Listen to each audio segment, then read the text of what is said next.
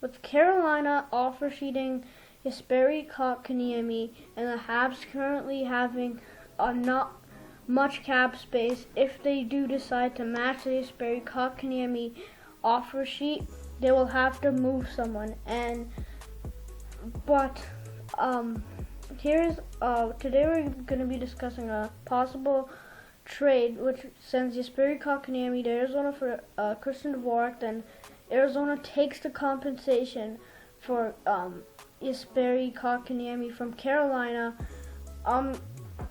So if Montreal currently has not much cap space and cannot afford Jesperi Kotkaniemi, $6.1 million offer sheet from the Carolina Hurricanes, so they would have to make a move.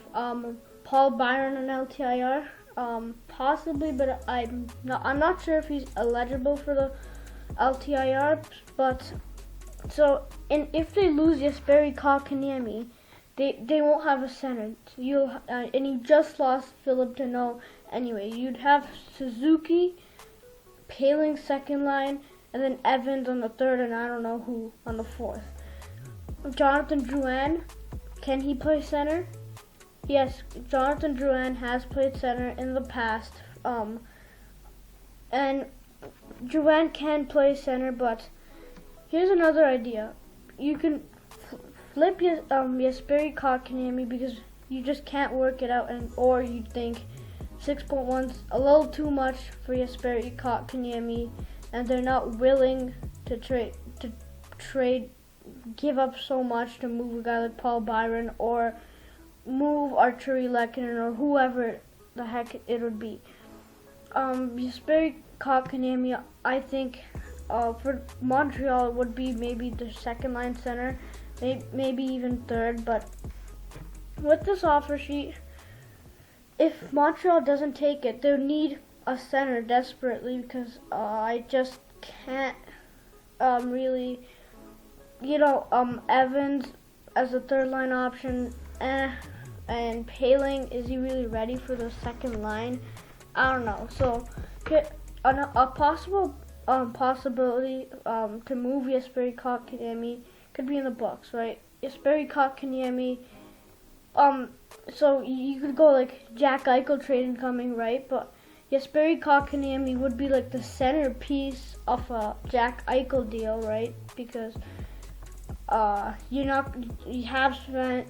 Montreal would be hesitant to move on from a guy like Jesperi Kotkaniemi. Cole Caulfield or Nick Suzuki. So there's a few options if the Eichel thing doesn't work and you're not interested in moving on from those two. There's maybe a Nick Schmaltz possibility. You can look at Ryan Strome, even Thomas Hertl, or you can also. But the guy we're going to be discussing is Christian Dvorak. Christian Dvorak, in my opinion, is a pretty good two-way player. Very good playmaker, and is an outstanding skater who can generate a ton of pressure on the opposing defenseman and on the forecheck. He can kill penalties and is used in a shutdown role too. I think he might need to get a little physically stronger, and does not have ideal size. But he this past season he scored 17 goals in 56 games on a pretty bad Arizona Coyotes team. Christian Dvorak only makes $4.5 million, which would actually be opening up a little bit of money, and Christian Dvorak is affordable for the Montreal Canadiens. So Christian Dvorak, but Arizona gets in return for Christian Dvorak Jesperi Kotkaniemi. Jesperi Kotkaniemi for Dvorak, I would say, is not enough. But what happens next? Arizona maybe does not match doesn't match the offer sheet for Jesperi Kotkaniemi, and then gets a first and third round pick, which I've heard their asking price for Jesperi Kotkaniemi has been a first around a first round pick and I think a prospect. So first and third would be quite enough in my opinion. If Arizona says no to that, I don't know. Or if Arizona likes Jesperi Kotkaniemi a lot, they could keep him if they would like. Carolina getting Jesperi Kotkaniemi, they would have two of the top picks from the 2018 draft, and Svechnikov and Kotkaniemi. Man, this is like, the situation's so funny because like this is just so fun to watch. It's just payback, right? For the Aho thing. I didn't think Waddell would do that because he said a few years ago the strategy, it's a bad strategy, and yeah, right. So and then he just does the exact same thing. So it's a weird thing.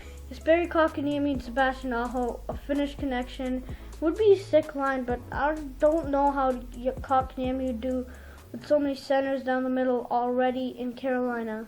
I mean, for Montreal, Eric Stahl's still an option. But anyways, if you enjoy the videos, please leave a like, leave a comment, and I'll see you next time. And leave a comment what you think about this crazy situation. And I heard a few years ago, one of Brian Burke's story time videos or whatever that they call it, he said he was about to fight a GM because of an offer sheet on. So could we possibly see Waddell and Bergevin fighting in the near future? Comment that down below, and this could be a rivalry soon. Imagine them facing off in the playoffs, man. That would be an insane matchup, but insanely heated. And could this be a new rivalry in the making? Comment down below your thoughts. See you next time.